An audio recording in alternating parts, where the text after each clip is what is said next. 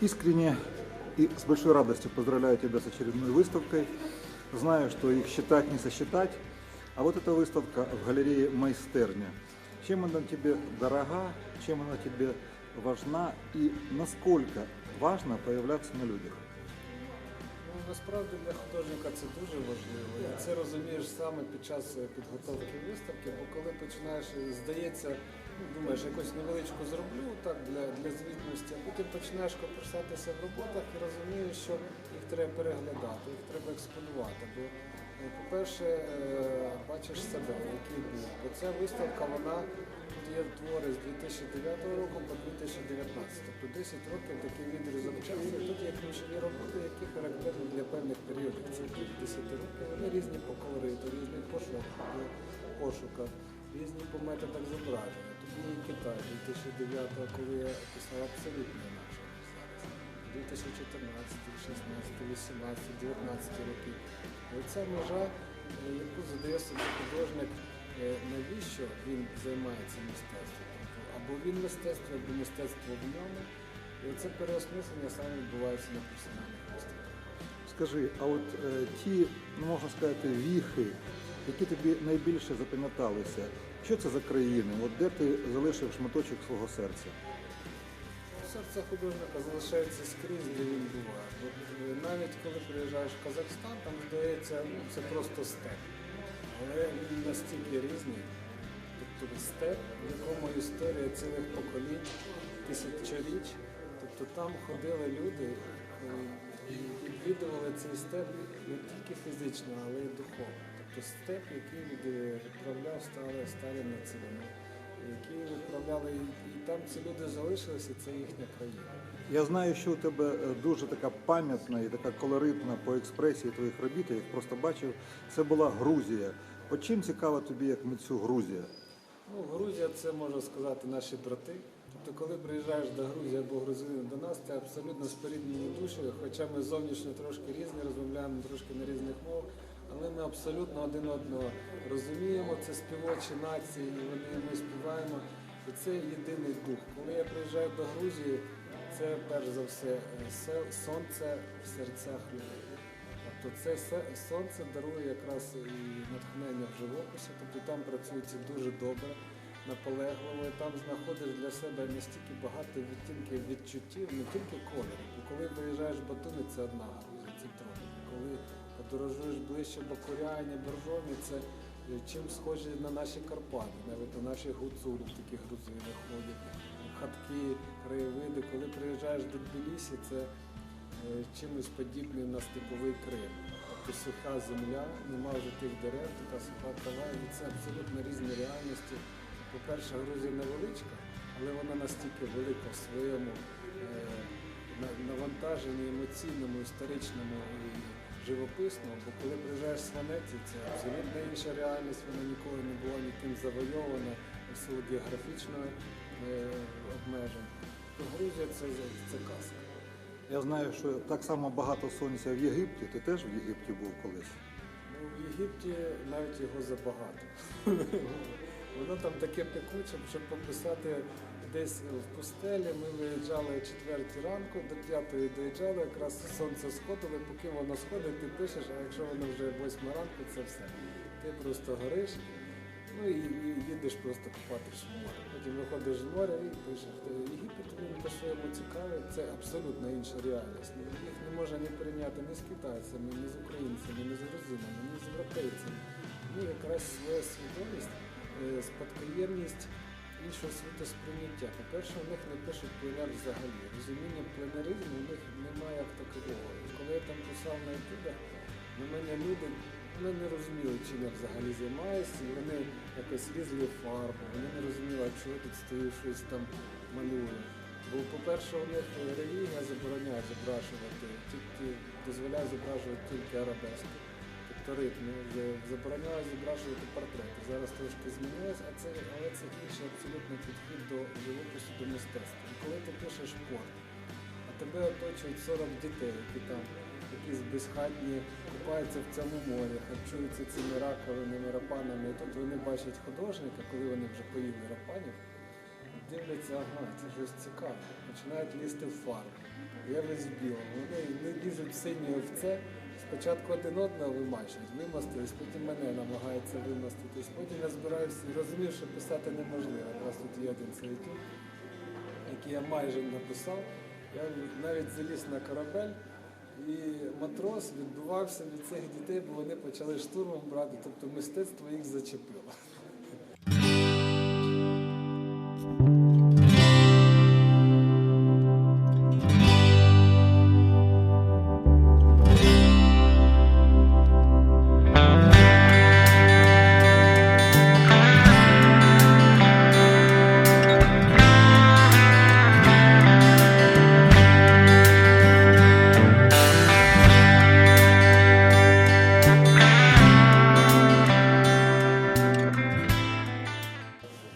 Вітаємо вас у галереї майстерня. Сьогодні ми відкриваємо виставку Олександра Коропачова. Вже не перший раз. Це друга виставка персональна у нашій галереї Саші. Знайомі ми ще більше, знайомі як колеги, познайомилися на пленері. І це несамовите враження, яке він справляє своїм живописом, по-перше, а по-друге, особистістю. Це воно є в комплексі і дуже приємно нам ще раз его представить. Я просто даже настаивала на том, чтобы Саша показал именно в ситуации пленерного пейзажа, потому что у Саши очень много работ связано с сюжетом, с более сложной тематикой. Но мне хотелось именно вот этот срез, чтобы он представил, мне кажется, он наиболее, когда, не то что наиболее, но он невероятно интересен. Он интересен вот этим моментом Сашиного проникновения в каждую ситуацию этой ветки, хатки, сюжета, поворота, переживания этой истории, которая связана с каждой какой-то работой. И тем не менее, я абсолютно будучи профессионалом понимаю, что суть не в этой сюжетности, не в этой истории или предыстории, а в том моменте, как он все аккумулирует, все вот эти вот эмоциональные переживания, которые, казалось бы, бытово так он размазывает, а потом все это аккумулируется в живописи. Совершенно роскошной, очень интересной живописи, которая у него работы разных лет, разных периодов, которая трансформируется, которая изменяется и живет в этом моменте вот этой трансформации. Очень интересный момент, что как бы, постепенно каким-то образом, идя к абсолютно таких там вангуковских ситуаций, Саша вдруг выходит на вот такие вещи, что это последние периоды. Не прожил молодой человек собственной жизни. Не было его в этой жизни. Решил прожить. Но на самом деле мы все страдали, вот наше поколение, тем, что оно не прожило конструктивизм. Ну, придавали нам работать в абстракции, в конструктивизме. И был невероятный период, каждый прошел через эти... Вот оказывается, это тоже нужно. Вот тоже нужен какой-то такой... Я даже не знаю. По живописи очень интересно. Ну, вот когда смотришь на это, мне нравится. Ситуация возврата в 70-е. Тут тоже интересное такое наблюдение за художником, за его как бы моментом его накопления, развития, каких-то новых рефлексий. Еще раз, для меня основное, все равно это какое-то неожиданное ощущение цвета. Все равно это развитие от желтого к красному в невероятных каких-то трансформациях, там, где должен быть белый снег, а все это развивается от открытых невероятных каких-то цветов. И вот для меня в этом всем Саша Коропачев. Так что любите и как бы, жалуйте, я думаю, что вы все коллеги здесь прекрасно его знаете, и его как бы, достоинства, и его поиски. Про Олександра Коропачова можна багато що розказати. Він закінчив майстерню Гуріна, я був асистентом Гуріна, так що це мій учень. Прийшов він після Запоріжжя до нас, вступив в академію і надзвичайно швидко він виріс як художник. Ми пам'ятаємо прекрасну роботу його дипломну.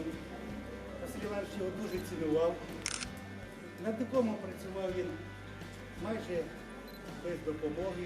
Він бачив, що він вміє сам зробити велику картину красиву, захистився відмінно, потім поїхав стажуватися в Китай, повернувся і тепер працює у нас в академії. Мені довелося йому працювати в Криму на пленері і у Седніві, в Крим. Кажуть, що нема гіршого пільця, чим живописець, Гоголь сказав, але от виняток Олександр Миколаївич. У Криму він завжди одягав білу сорочку, виходив на пленер. Знаєте, і завжди людина, яка може працювати так чисто, це, мабуть, одиниці там Сарола, в нас я навіть не знаю, може художники відомі.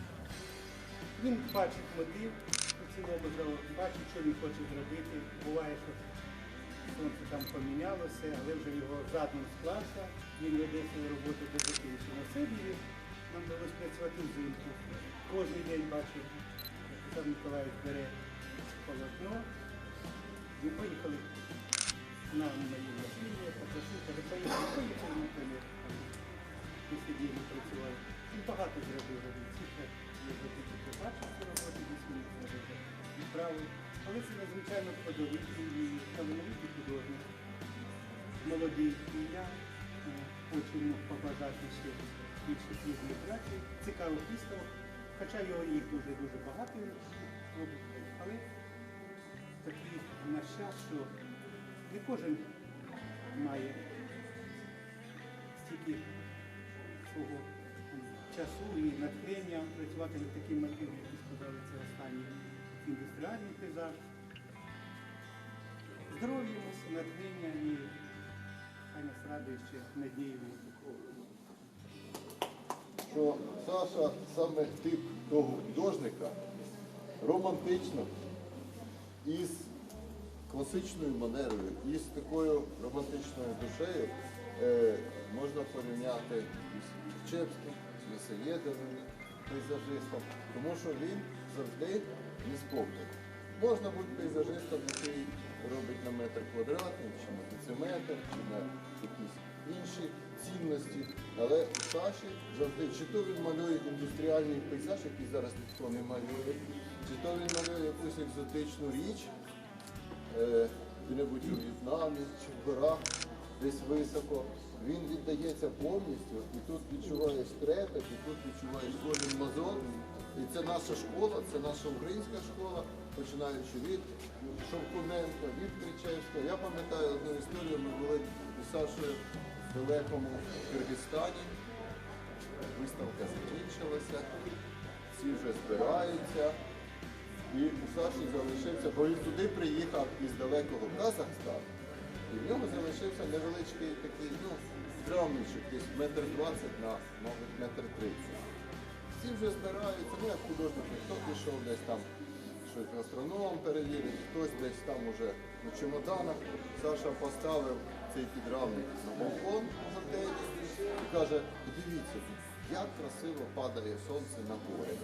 І встиг буквально за годину написати шедевр, який в сирому вигляді тут же запакував, з великими труднощами, але перевіз через казахський кордон. Всі знають, що казахський кордон дуже серйозний. Так от такі романтичні історії, я думаю, те, що він викладає в нас в академії, це дуже цікаво для молоді, тому що художник із романтика перетворюється на буржуа, на бомжа, на кого завгодно, тільки не на того, ким повинен бути художник. А Саша гордо несе це звання, і він є для нас, для друзів, для колег, він є справжнім художником, справжнім товаришем, другом. І ми тобі бажаємо всього самого-самого найкращого.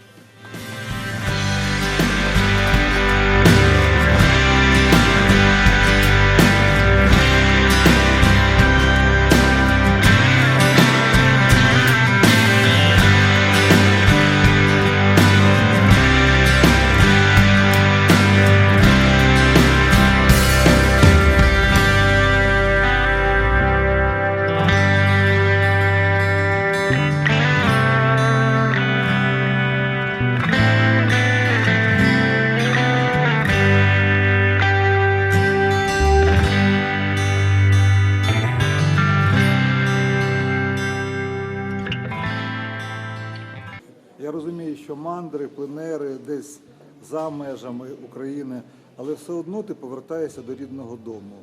От чим тобі близька, дорога наша рідна з тобою держава? Ну, ще тому би сказав, що людина споріднена саме з цією місцевістю, де вона народилась. Генетично навіть ті продукти, той світогляд, вона розуміє найкраще саме в своїй країні. Це можу сказати про Україну. Я завжди себе гостем відчуваю за кордоном.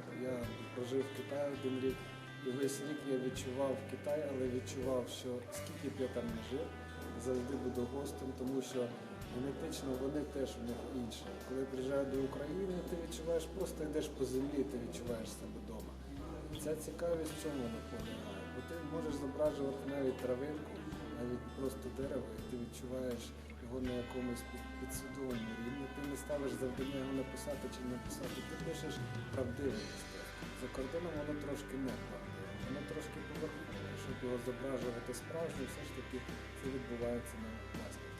Це стосується інших художників. Ті художники, які до нас приїжджають за кордону, вони також його дивляться на все це оточення так ззовні, щоб заглибитись, це треба досліджувати.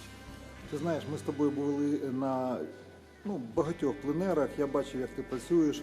Мені імпонує твоя творча манера. І знаєш, що ця виставка не остання у твоїй біографії. Ти зараз якраз людина на злеті, ти в силі своїй молодій. Скажи, будь ласка, а от що ти бажаєш самому собі, як художник? Тільки натхнення. Бо натхнення це є якраз смак життя, бо коли людина зранку просинається і хоче писати, і це бажання нестримне, і ти відчуваєш якраз колір не тільки на полотні, але й в своєму житті емоційно. В цьому і є, може, сенс життя. Ти знаєш, від сотень, може навіть тисяч шанувальників твого таланту, я знаю, тебе дуже люблять і твої студенти, тебе шанують, поважають твої друзі, які є нашими спільними друзями. Я хотів би побажати тобі творчого довголіття і дійсно, щоб оця іскра Божа, яка в тобі є, ніколи не згасала. Спасибі тобі за запрошення, ти молодець, і цю програму побачать тисячі твоїх шанувальників. Тисну руку.